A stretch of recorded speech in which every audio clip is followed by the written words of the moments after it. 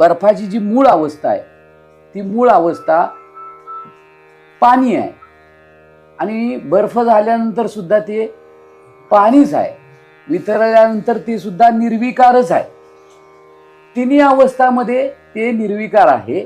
पण त्याला जी उपाधी लागली ज्याला तादात्म्य म्हणतात, त्याला म्हणतात उपाधीचं कोणतं तादात्म्य घेतलं त्यानं.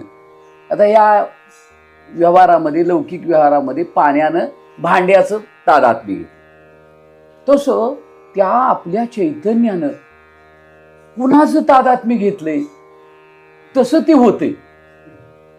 जसं पाणी साच्याच्या आकाराचं होतंय तसं हे चैतन्य मग होतंय का तरी, तर होत नाही, फक्त भासतंय.